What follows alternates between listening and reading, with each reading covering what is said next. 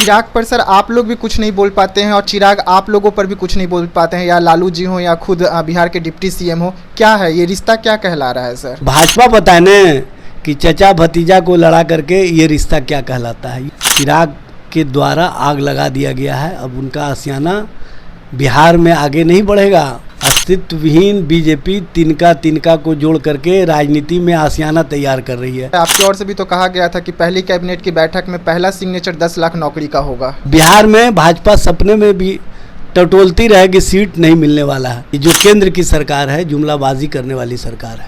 हमारी सरकार नफरत को समाप्त करके रोजगार परक राजनीति की शुरुआत करेगी। नमस्कार, मैं विकास सिंह और आप देख रहे हैं देशवा न्यूज। आज बिहार में बम्पर परीक्षा लिया जा रहा है और बीपीएससी का एग्ज़ाम चल रहा है, तो वहीं पर मांझी के पार्टी की ओर से बिहार सरकार पर करारा हमला किया गया है। साफ तौर पे संतोष सुमन की ओर से बयान आया है कि चुनाव को मद्देनज़र ये एग्ज़ाम लिया जा रहा है और बिहार सरकार अभी ऐसे कई एग्ज़ाम लेंगे क्योंकि चुनाव सामने है और वोट चाहिए। हमारे साथ बात करने के लिए इस वक्त इजाज अहमद सर हैं। सर, बड़ा हमला किया गया है बिहार सरकार पर, कैसे देख रहे हैं इस? कौन हमला किया है?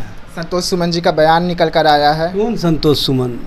किन की बात कर रहे हैं? जो भाजपा के पिच पर 12th मैन के रूप में इस्तेमाल हो रहे हैं, जिनका अपना राजनीतिक कोई आधार नहीं है, जो अपने राजनीतिक आधार को बनाए रखने के लिए एक आध सीट के लिए हर जगह समझौता करते फिर रहे हैं, जो विचारों से शून्य हैं, उनकी बात कर रहे हैं।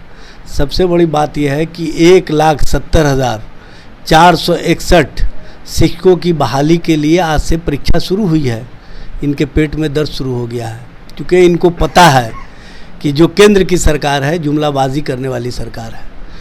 हर साल 2 करोड़ रोज़गार की बात किए थे नरेंद्र मोदी 2014 में। 9 साल सरकार को हो गया, 18 करोड़ रोज़गार मिलना चाहिए था। संतोष सुमन से पूछ लीजिए ना कितना रोज़गार दिए हैं, उनको पता भी नहीं होगा।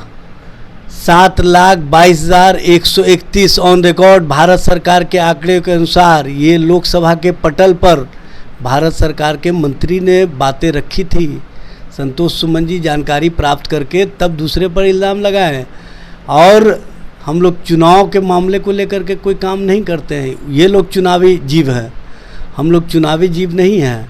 हम लोग जनता और जनता के हितों के लिए काम करते हैं। बेरोज़गार नौजवानों के लिए तेजस्वी प्रसाद यादव, माननीय मुख्यमंत्री नीतीश कुमार जी का संकल्प है कि हमारी सरकार नफरत को समाप्त करके रोज़गार परक राजनीति की शुरुआत करेगी। 9 अगस्त 2022 को जो शपथ लिए थे उसी दिन कहने का कार्य किया गया था और उस पर अमल शुरू हो गया।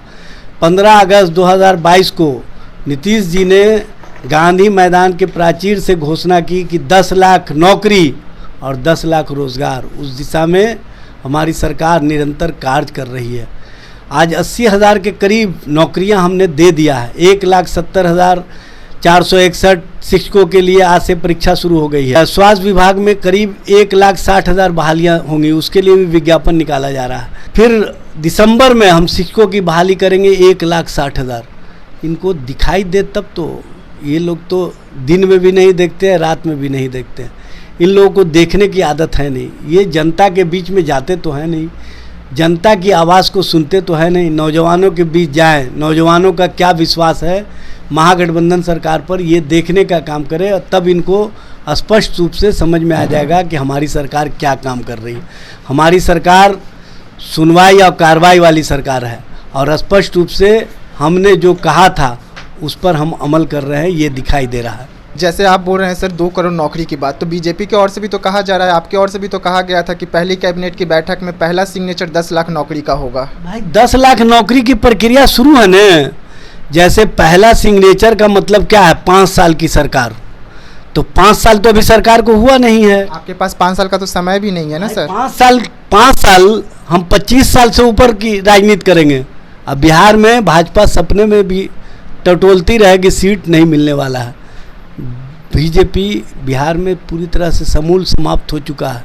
बीजेपी का अपना अस्तित्व नहीं है।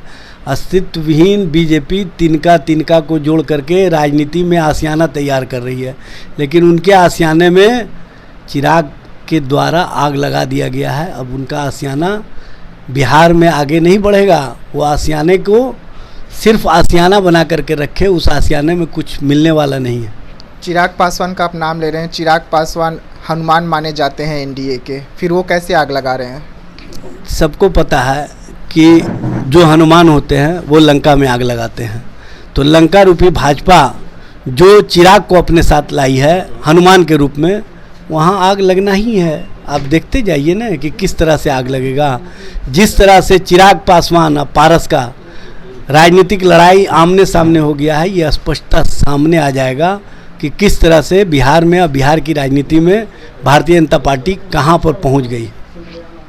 केंद्रीय मंत्री पशुपति पारस द्वारा कल एक पीसी किया गया, उसमें साफ तौर पे कहा गया कि चिराग के और किससे उनको धमकी मिल रहा है जान से मारने की और हाजीपुर सीट छोड़ देने की। कैसे देख रहे हैं सर इस धमकी को? चचा भतीजा का मामला है, ये भारतीय जनता पार्टी देखे, ये उनका मामला है।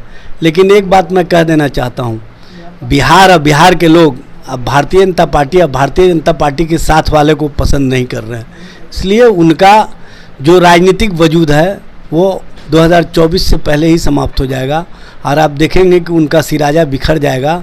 जिस तरह से आपने कर्नाटक के चुनाव में देखा था, चुनाव शुरू होने से पहले धीरे धीरे धीरे धीरे लोग खिसकना शुरू हुए थे भाजपा से, उसी तरह से यहाँ स्थिति देखने को मिलेगा। चिराग पर सर आप लोग भी कुछ नहीं बोल पाते हैं और चिराग आप लोगों पर भी कुछ नहीं बोल पाते हैं, या लालू जी हो या खुद बिहार के डिप्टी सीएम हो, क्या है ये रिश्ता, क्या कहला रहा है सर? क्या आगे आने वाले भविष्य में चिराग आ सकते हैं?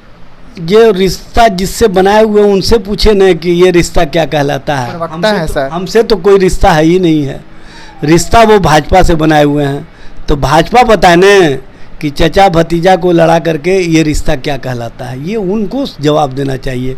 हमारे जवाब का कोई मामला नहीं है, मामला उनके साथ हैं तो वही जवाब देंगे। चिराग को कई बार देखा गया है सर कि वो बिहार के सीएम पर तो हमला कर देते हैं लेकिन डिप्टी सीएम पर कुछ नहीं बोल पाते, लालू प्रसाद यादव पे कुछ नहीं बोल पाते, और यहाँ से भी चिराग पर कोई हमला नहीं किया जाता है। एनडीए पर हमला होता है पर चिराग को क्लीन चिट दिया जाता है। देखिए, आप लोग के देखने का अलग दृष्टि है, हम लोग समग्र रूप से देखते हैं कि हम एनडीए का मतलब भारतीय जनता पार्टी है, भारतीय जनता पार्टी का मतलब उसका पिछलग्गू जो लोग हैं उसको हम कहीं पर मानते ही नहीं है। इसलिए उनके ऊपर हमला करने का क्या मतलब है?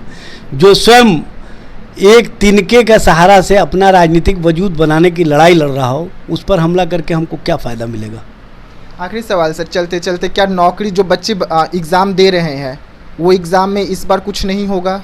अच्छे से एग्ज़ाम हो जाएगा? एग्ज़ाम पेपर वगैरह लीक नहीं होगा सर इस बार? ये तो आप देख रहे हैं ना कितना हम फुल प्रूफ परीक्षा ले रहे हैं, और स्पष्ट रूप से हम बिहार और बिहार के भविष्य के साथ न पहले खिलवाड़ होने दिए न आगे खिलवाड़ होने देंगे। हम बच्चों को बेहतर भविष्य के साथ उनके चेहरे पर खुशहाली लाने का जो संकल्प लेकर के आगे बढ़ रहे हैं, उस संकल्पों को मजबूत करेंगे। जी हाँ, तो साफ तौर पे जीतन राम मांझी के बेटे का जिस तरीके से बयान निकलकर सामने आया है कि चुनाव के मद्देनज़र ये एग्ज़ाम कराए जा रहे हैं, तो वहीं पर अब बिहार सरकार का भी बयान निकलकर सामने आया है कि ये चुनाव के तौर पर हम जो एग्ज़ाम है वो नहीं करा रहे हैं, हम बच्चों के भविष्य के लिए एग्ज़ाम करा रहे हैं और पूरी तौर से हम तैयार हैं और उन्हें आने वाले भविष्य में नौकरी भी बिहार में मिलेगी। फिलहाल देशवा न्यूज़ में इतना ही। देश दुनिया की तमाम खबरों के लिए बने रहिएगा देशवा न्यूज़ में। तब तक के लिए मुझे दीजिए इजाज़त। धन्यवाद। सिर्फ खबर दिखाना देशवा न्यूज का मकसद नहीं, देशवा न्यूज की कोशिश है कि समाज की सूरत बदलनी चाहिए।